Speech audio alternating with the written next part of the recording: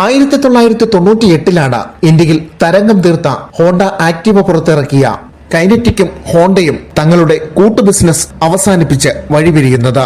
തുടർന്ന് ഹീറോയുമായി ചേർന്ന് ഹോണ്ട സ്കൂട്ടർ വിപണിയിലും Honda motor cycle and scooter India എന്ന പേരിൽ ഹോണ്ട സ്വന്തമായി തന്നെ സ്കൂട്ടർ വിപണിയിലേക്കും ഇറങ്ങി.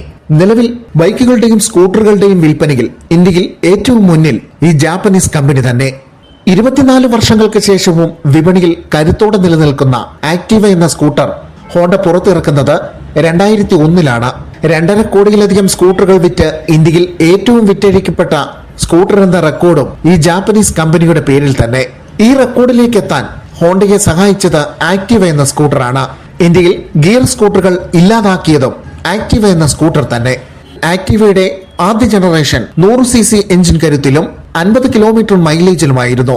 എണ്ണവില കൂടിയതോടുകൂടി മൈലേജ് വാഹനങ്ങൾക്ക് വിപണിയിൽ ആവശ്യക്കാർ വർദ്ധിച്ചത് ആക്ടിവയ്ക്ക് കരുത്തു തന്നെയായിരുന്നു. ആക്ടിവയുടെ ഉപഭോക്താക്കളിൽ വലിയ പങ്കും സ്ത്രീകൾ തന്നെയായിരുന്നു.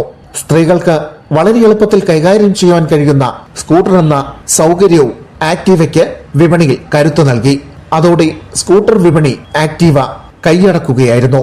വൻ വിജയം നേടിയ ആദ്യ ജനറേഷന് ശേഷം 8 വർഷങ്ങൾക്ക് ശേഷം മാത്രമാണ് ഹോണ്ട ആക്ടിവയിൽ മാറ്റങ്ങൾ വരുത്തിയത്.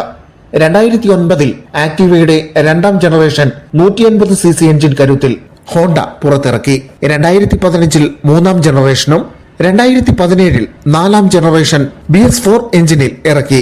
2018 അഞ്ചാം ജനറേഷൻ പുറത്തിറങ്ങി. 2020 ആറാം ജനറേഷനും പുറത്തിറക്കി.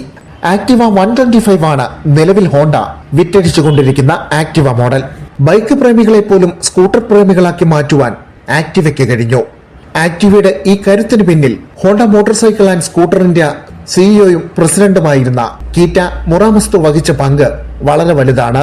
2021 ആക്ടിവ 125ഉം ആക്ടിവ വിപണിയിലെത്തിച്ചു. ഇലക്ട്രിക് യുഗത്തിലേക്ക് കടക്കുമ്പോഴും കരുത്തും വേഗതയുമായി ആക്ടിവ എന്ന നമ്മുടെ സ്വന്തം സ്കൂട്ടർ ഒരുപാട് ഓർമ്മകളുമായി നമ്മുടെ ആരുടെയെങ്കിലുമൊക്കെ മുറ്റത്ത് ഇപ്പോഴും ഒരു കൂട്ടായി തന്നെ ഇരിക്കുന്നുണ്ടാകും.